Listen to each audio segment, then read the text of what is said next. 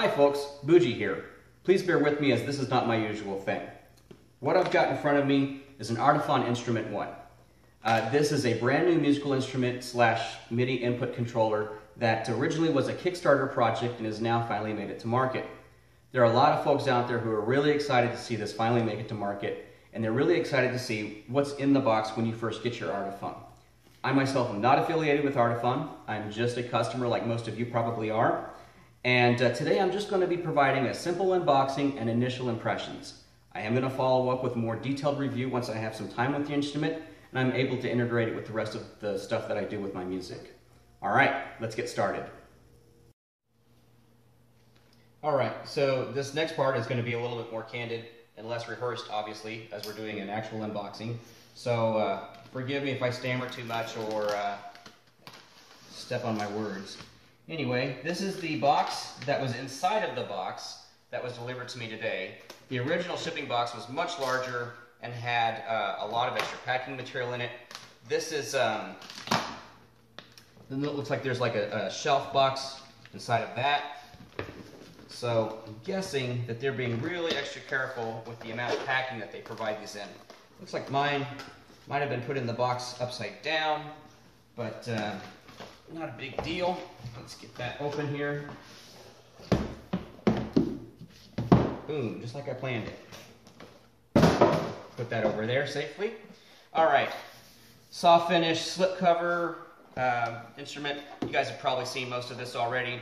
There's the overview on the back. It shows basically, you've probably seen this picture online. It's got all the details of what the different components are. So this is like the shelf presentation box. And there's some iconography on the top there that kind of goes through, it looks like what the presets are. And then down at the bottom we've got Instrument 1 designed in Nashville.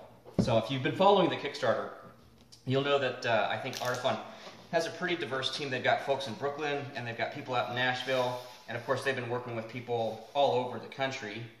And alright, sorry for the interruption there. I am using my cell phone to record this video and had a little technical difficulties there.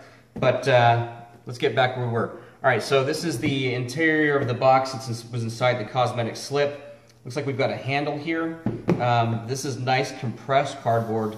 This looks like it's a little bit, nicer than you would see like something shipped in. And it feels like there's a magnetic latch to that. So guessing you could do like a primitive carrying case for that. So let's open it up here, and it looks like there's some foam padding pushing the instrument down into its rubber foam seat, and then we've got nice dense rubber foam, and we've got some component bags in here, typical of consumer electronics. There's a silica bag to absorb moisture during shipping. Don't let your cat eat that. And then it looks like there's a little note here. And it says, "Congratulations, you are one of the first in the world with an Instrument 1. We're so excited to hear where your explorations take you, the Antiphon team." And then it gives some instructions to go to start.antiphon.com to get started using your iOS device, Mac, or PC. For any questions, reach us at support@antiphon.com. So that's kind of nice, little card in there. And if you're into collecting or preserving stuff, it says that you've got one of the first ones, so that's really nice. Pretty nice case. I think this might tide you over until you find a permanent carrying solution, or if you don't tote it around very much. I do know that Antiphon has a carrying case, and I think also a strap that they're selling on their website, but today we're just looking at the basic unit. Alright, so what we've got in here, obviously this is the main unit. We'll get back to look at that here in a little bit. And we've got 4 component bags here. Looks like we've got a USB to mini USB. It's not micro USB. I noticed that earlier is that the connection on this, looking on the website, is a mini USB. This looks like the same thing, only it's for lightning connection, so that's for your iOS devices probably. And then it looks like we've got the power adapter here. And it looks like, yeah, that looks right. There is a universal adapter set here, so you can pick which region you're in. If I'd have had these when I was recently traveling to Scotland, I could have used the UK plug or the Europe plug and the United States.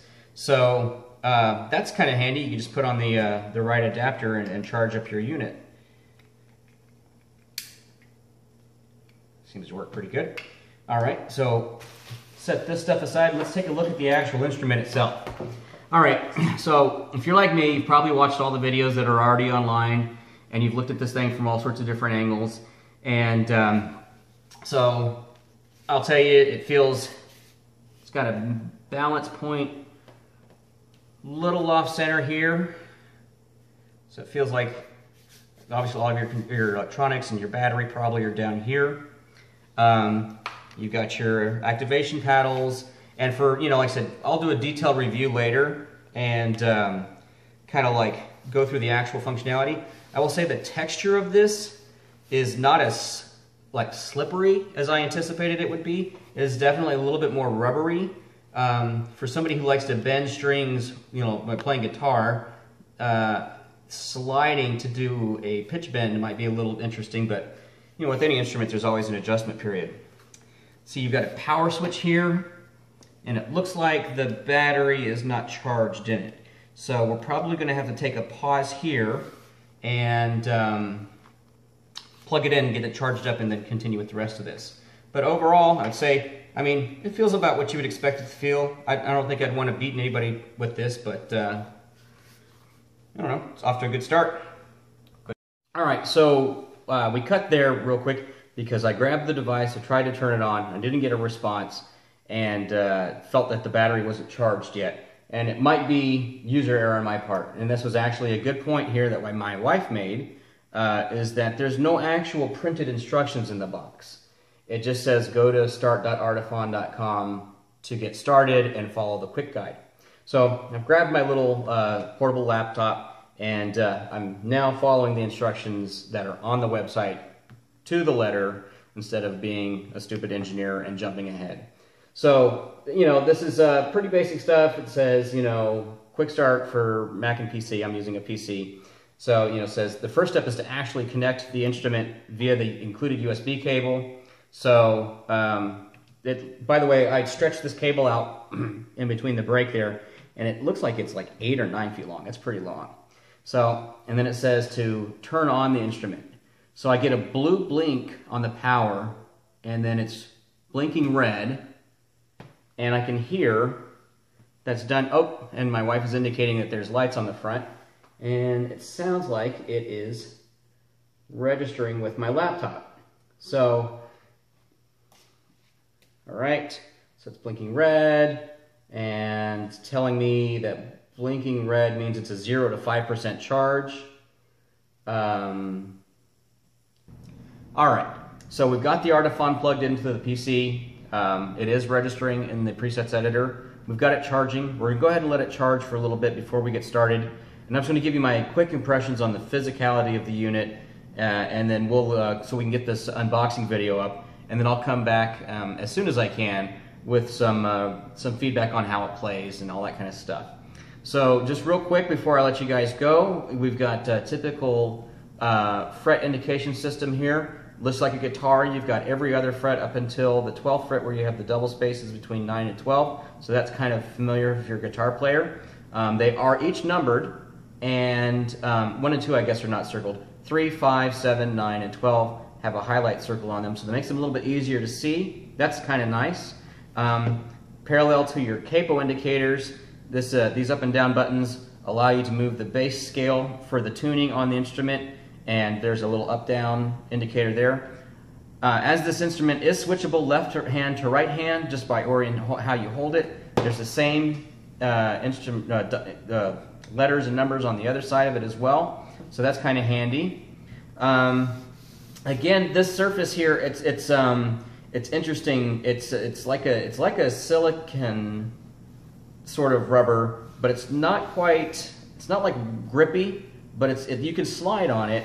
Like I said, I'll be interested to see playability, how this works out in the long term, but it's certainly not an unpleasant feeling, and there's positive feedback as you move past the frets without it being enough pressure to like stop you or anything like that. I feel like I could easily move up and down these. These are not tactile buttons, they're just capacitor buttons, I assume. We've got the selector knob. It has good detents as you select the position and the volume. There's a speaker here and a speaker here that I can see, and it's pretty strong. It's you can tell that it's made from plastic. It's not a steel-backed device, but it's I would not hesitate to throw this into a gig bag. I'm not worried about it. It doesn't seem to want to creak very much. I will say my wife picked it up, and her immediate reaction based on the finish of the plastic was it did remind her of a Guitar Hero guitar, only super fancy. So on the back of it, I will also point out we've got rubber feet. That's kind of a nice thing that I wasn't expecting, so that when you put it down for playing, it seems pretty anchored, and of course you don't have to worry about scratching the back of the finish up. Here's your typical consumer electronics nomenclature on the back of the device here, designed by Antiphon in Nashville, patent pending, yada yada yada, and there's a serial number there, and so that's good. I'm not going to say that out loud. Anyway, overall, I will say I like the feel of it. I haven't got a chance to really play with it yet and interfacing with the music. It's a little bit thicker than my classical nylon guitar and the neck. So, and again, I'm assuming that I wouldn't have to put as much pressure, but if you're familiar with how you hold a guitar, when you play a classical, a lot of times you brace on the thumb on the back here instead of on top of the neck. And so I see that's definitely going to have to be the case here when I'm playing this like a guitar. Fingers crossed. So those pretty much are my initial impressions. If you've got specific questions, go ahead and put them in the comments below, and I'll try to get through them when I can. And like I said, as soon as I can get a playability review and initial feedback, I will do that as quickly as possible.